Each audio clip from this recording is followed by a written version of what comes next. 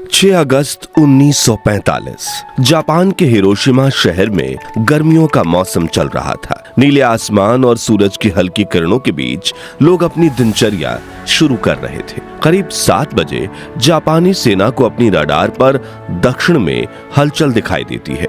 कुछ देर में वो समझ जाते हैं कि एक अमेरिकी विमान हिरोशिमा शहर की तरफ बढ़ रहा है। तभी जापानी सेना तुरंत सभी रेडियो कार्यक्रम बंद करवाकर हर तरफ चेतावनी के सायरन बजाती है और हिरोशिमा के लोग प्रार्थना करने लगते हैं कि अमेरिका उनके इलाकों में हमला ना करे, क्योंकि उस वक्त के सबसे शक्तिशाली बॉम्ब से भी कोई एक छोटा सा इलाका तबाह हो पाता था, जिसमें कुछ दर्जन लोगों की मौत होती थी। लेकिन जापान ये कहां जानता था कि आज उस पर एक ऐसी कयामत बरसने वाली है जो एक ही झटके में पूरे के पूरे शहर को जलाकर राख कर देगी। दरअसल अमेरिका का ये विमान जापान का दौरा करने आया था और जापानी सेना चाहती तो अपने लड़ाकू विमानों को भेजकर इसे रोक भी सकती थी, लेकिन 1945 आते आते जापान की आर्थिक स्थिति इतनी खराब हो चुकी थी कि विमान को उड़ाने के लिए जापानी सेना के पास पेट्रोल तक नहीं था। इसलिए इंतजार किया गया और वो विमान जापान के एयर स्पेस से वापस लौट गया। करीब 8 बजे खतरे के सायरन बंद कर दिए गए और लोग अपनी दिनचर्या में लग गए। बच्चे स्कूल पहुंच चुके थे, कुछ लोग दफ्तर जा रहे थे, कुछ बाजार और कुछ घरों में चाय की चुस्की ले रहे थे। लेकिन हर जापानी की जिंदगी मुश्किल दौर से गुजर रही थी। दुकानों में अंडे, दूध, चाय और कॉफी पूरी तरह से गायब हो चुके थे। लोग भूख से मर रहे थे। स्कूलों के मैदानों और घरों के बगीचों में सब्जियां उगाई जा रही थीं। पेट्रोल भी आम लोगों की पहुंच से बाहर हो चुका था, इसलिए सड़कों पर एक भी निजी कार नहीं दौड़ रही थी। हिरोशिमा की सड़कों पर हर तरफ साइकिलें और पैदल चलते लोग दिखाई दे रहे थे। सुबह के करीब 8 बजे जब हिरोशिमा के लोग दोबारा अपनी जिंदगी की ओर लौट ही रहे थे, तभी आसमान में एक और विमान दिखाई देता है। जापानी सेना इस विमान को भी रोक सकती थी, लेकिन उन्हें लगा ये भी पहले की तरह परिस्थिति का जायजा लेने आया होगा। लेकिन वो नहीं जानते थे कि ये विमान करीब 1 लाख लोगों की मौत का फरमान लेकर आया है। ये विमान था अमेरिका का B-29 बॉम्बर इनोल गे, जिसे उड़ा रहे थे लेफ्टिनेंट कर्नल पॉल टिबेट्स। इस विमान के दाहिने विंग से 10 मीटर की दूरी पर 1 किलोमीटर पीछे एक दूसरा B-29 विमान ग्रेट आर्टिस्ट उड़ रहा था, जिसके पीछे एक तीसरा बम वर्षक भी था, जिसे जॉर्ज मार्कराड उड़ा रहे थे। उनकी अकेली जिम्मेदारी थी तस्वीरें लेना, इतिहास के सबसे बड़े परमाणु हमले की तस्वीरें। उधर अमेरिकी विमान हिरोशिमा की तरफ बढ़ रहा था और इधर रडार देख रहे जापानी सैनिकों की धड़कन। तभी 8:15 पर लेफ्टिनेंट कर्नल पॉल टिबेट्स एक बटन दबाते हैं और दुनिया की सबसे बड़ी तबाही जमीन की ओर गिरने लगती है। ये था 4 टन वजनी लिटिल बॉय नाम का दुनिया का पहला न्यूक्लियर बम। इस बम को हिरोशिमा के अओई ब्रिज पर गिराना था, लेकिन हवा इतनी तेज थी कि अपने लक्ष्य से 250 मीटर दूर शीमा सर्जिकल क्लिनिक की तरफ बढ़ने लगता है। करीब 43 सेकंड्स तक नीचे गिरते हुए इस बम को हिरोशिमा के कई लोग अपनी आंखों से देखते हैं, मगर वो कुछ समझ पाते उससे पहले ही जमीन से करीब 600 मीटर ऊपर हवा में ही लिटिल बॉय ब्लास्ट हो जाता है। आसमान में अचानक एक तेज रोशनी फटती है और जो लोग जमीन पर थे उनकी आंखें पलक झपकने से पहले ही जल जाती है और फिर एक जोरदार धमाका।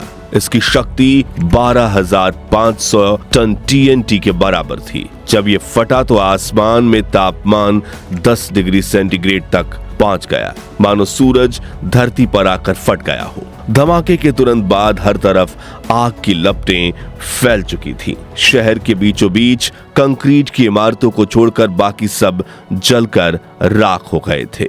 विस्फोट का असर इतना तेज था कि ग्राउंड जीरो से 15 किलोमीटर दूर हर इमारत के खिड़कियों के शीशे चकनाचूर हो गए। पलक झपकते ही हिरोशिमा की 2/3 इमारतें धाराशाही हो गईं। विस्फोट के चारों तरफ कई किलोमीटर तक आग की आंधी फैल गई। करीब 4000 डिग्री सेल्सियस तापमान पर उठी आग के इन लपटों ने पेड़ पौधे, जीव जंतु, जानवर और इंसान किसी को नहीं बख्शा और एक क्षण में ही हिरोशिमा की 2.5 लाख आबादी से 30 80% यानी 80,000 लोग जलकर भाप बन गए। हिरोशिमा पर बम गिराने वाले पायलट पॉल टिबेट्स बताते हैं, जैसे ही विस्फोट हुआ, एनोला गे के आगे के केबिन में रोशनी फैल गई। मैंने अपने दांतों में एक अजीब सी सिहरन महसूस की। विमान के पिछले हिस्से में बैठे हुए टेल गनर बॉब कैरन ने अपना कोडक कैमरा उठाया और नीचे के दृश्य की तस्वीरें लेने लगे। नीचे के बैगनी बादलों के बीच सफेद धुएं का एक रेला 3000 फीट तक उठा और उसने एक मशरूम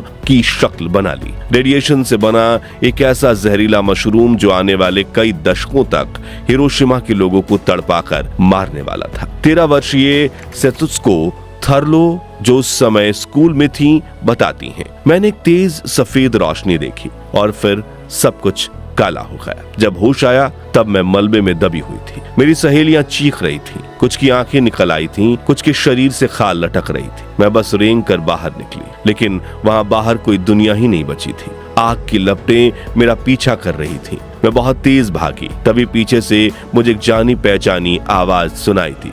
वो मेरी सहेली थी जो मलबे के नीचे फंसी थी। मैंने उसे निकालने की कोशिश की, तभी आग की लपटों ने उसे मेरी आंखों के सामने जला दिया। मैं और तेज भागी, लाशों के ढेर के बीच से जैसे तैसे करके एक पहाड़ी पर पहुंची, और जब मैंने पीछे मुड़कर देखा तो मुझे मेरा शहर नहीं बल्कि आग का जलता हुआ नर्क दिखाई दिया। उधर हिरोशिमा के पूर्वी इलाके में एक ट्रेन शहर की तरफ बढ़ रही थी। अचानक जवानों ने चलती ट्रेन रोककर सभी पैसेंजर्स को नीचे उतर जाने के लिए कहा। डिब्बों को इंजन से अलग कर दिया और वहीं रोक दिया गया, लेकिन इंजन आगे बढ़ता चला गया। लेकिन वो बहुत आगे नहीं जा पाया, क्योंकि रेलवे लाइन पैदल शहर छोड़कर आने वाले लोगों से भरी हुई थी। उनमें से कुछ लोगों की त्वचा उनके चेहरे से लटक आई थी और कुछ की बाहें इस तरह झूल रही थी जिस तरह दीवार से आधा फटा पोस्टर झूलता है। कुछ लोग बहुत धीरे चल रहे थे और उनके मुंह से सिर्फ आवाज निकल रही थी, पानी पानी पानी। लेकिन रेडिएशन ने शहर के पानी को जहरीला बना दिया था और लगातार इस बात से अनजान जिन भी लोगों ने इस जहरीले पानी को पिया वो तड़प कर मारे गए। रात के करीब 11 बजे एटम बम विस्फोट से पैदा हुए बादलों की वजह से हिरोशिमा में तेज बारिश होने लगी। ये काली बारिश थी जिसमें गंदगी, धूल और विस्फोट से उत्पन्न हुए रेडियो एक्टिव तत्व मौजूद थे। रेडियो एक्टिव राख और पानी से बनी इस बारिश की बूंदे जहाँ गिरती वहाँ जमीन जहरीली हो जाती। मगर प्यास से तड़प रहे कुछ लोगों ने इस पानी को पिया और चंद मिनटों में तड़प कर मर गए। वहीं जो लोग उस दिन बच गए वो धीरे धीरे रेडिएशन के असर से मरने लगे। किसी को कैंसर हुआ, किसी के अंग गलने लगे तो किसी की आने वाली पीढ़ियां विकलांग पैदा हुई। इस धमाके के वक्त हिरोशिमा शहर में 1 सेकंड में 80,000 लोगों की जान गई थी, जो 1 साल में बढ़कर 1,40,000 के पार पहुंच गई। लेकिन बचने वालों में से एक थे 37 वर्षीय रिपोर्टर सातोशी नाकामुरा, जो हिरोशिमा से थोड़ी दूर अपने दोस्त के घर गए थे।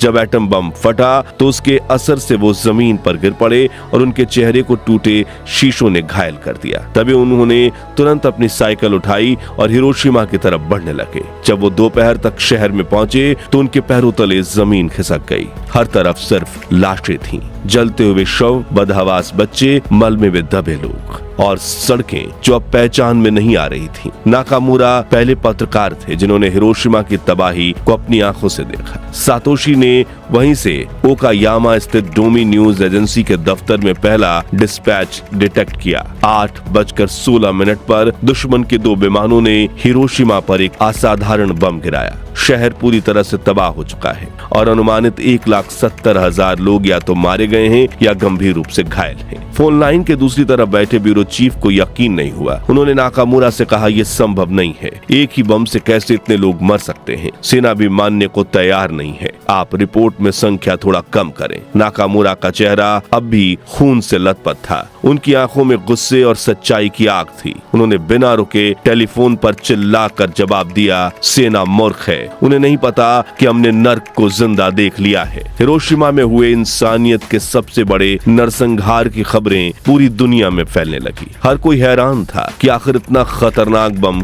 बना कैसे। तभी अमेरिकी राष्ट्रपति हैरी एस ट्रूमैन एक प्रेस कॉन्फ्रेंस बुलाते हैं और बड़ी बेशर्मी से सब लोगों के सामने मीडिया को ये बताते हैं कि एटम बम हमने गिराया। और इसका ऐलान करते हुए कहते हैं, कुछ देर पहले अमेरिकी जहाज ने हिरोशिमा पर एक बम गिराकर दुश्मन के यहाँ भारी तबाही मचाई है। ये बम 20,000 TNT क्षमता का था। अब तक इस्तेमाल में लाए गए सबसे बड़े बम से भी 2000 गुना ताकतवर। इस बम ने हमारे हथियारों की श्रृंखला में क्रांतिकारी परिवर्तन किया है, जो हमारी सेनाओं को मजबूती देगा। आगे उन्होंने कहा, इस समय इस बम का उत्पादन किया जा रहा है, साथ ही इससे भी ज्यादा खतरनाक बमों की खोज भी जारी है। ये परमाणु बम है जिन्हें ब्रह्मांड की शक्ति से बनाया गया है। दोस्तों, इस तबाही के महज 3 दिन बाद, जब पूरा जापान अब भी राख की उस भयानक सुबह को समझने की कोशिश कर रहा था, जब लापता बच्चों और बिखरे शरीर की पहचाने करना भी संभव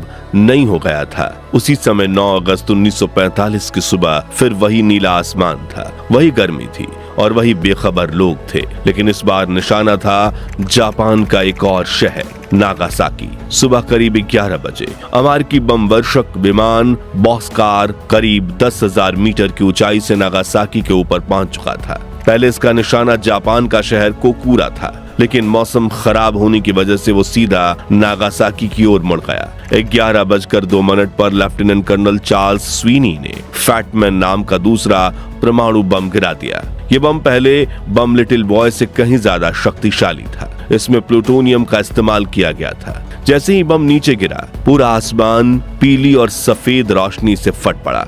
ऐसा लगा जैसे सूरज को जमीन पर उतार दिया गया हो। एक पल के लिए पूरे शहर में अंधकार छा गया, फिर उजाले का ऐसा विस्फोट कि आंखें खुली की खुली रह जाएं। इस धमाके ने अपने आसपास सैकड़ों किलोमीटर रेडियस में सब कुछ जलाकर राख कर दिया। सैकड़ों लोग सीधे भाप बनकर उड़ गए, उनकी हड्डियां तक नहीं बची। जो जीवित बचे, उनकी त्वचा गल चुकी थी, कपड़े जलकर उनके शरीर से चिपक गए और बच्चे माओ की गोद में कोयले की मूर्ति बन चुके थे। एक अस्पताल की नर्स सानो म्यूको, जो उस दिन जिंदा बच गई थी, उन्होंने बाद में कहा, मैंने भगवान से कभी नहीं कहा था कि मुझे ये दिन दिखाए। मेरे सामने बच्चे जल रहे थे और उनके रोने की आवाजें अब भी मेरे कानों में गूंजती हैं। चर्च, स्कूल, घर, कुछ भी नहीं बचा था। नागासाकी में उस दिन करीब 74,000 लोग मारे गए थे और हजारों जिंदगी भर जलन, कैंसर और दर्द के साथ जीने पर मजबूर हो गए। उधर अमेरिका के राष्ट्रपति हैरी एस ट्रूमन ने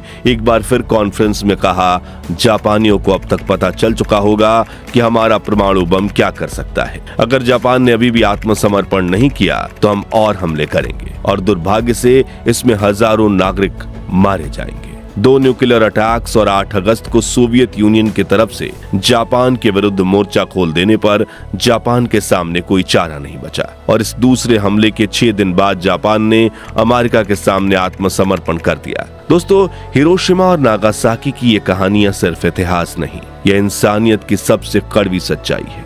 लेकिन फिर भी आज परमाणु शक्ति को शांति का प्रतीक कहा जाता है। लेकिन क्या यही शांति है, जहां एक बटन दबाते ही लाखों जिंदगियां भाप बन जाएं? और क्या न्यूक्लियर पावर ही भविष्य में मानव सभ्यता को तबाह करने का कारण बन सकती है? अपनी राय हमें कमेंट्स में बताएं। इस वीडियो को जितना हो सके लाइक और शेयर करके इतिहास के इस दर्दनाक सच्चाई को पूरी दुनिया तक पहुंचाइए और ऐसी ही सच्ची झकझोर देने वाली कहानियां सुनते रहने के लिए हमारे चैनल को सब्सक्राइब करके पास वाली घंटी जरूर बजा दीजिए। जय हिंद, जय भारत।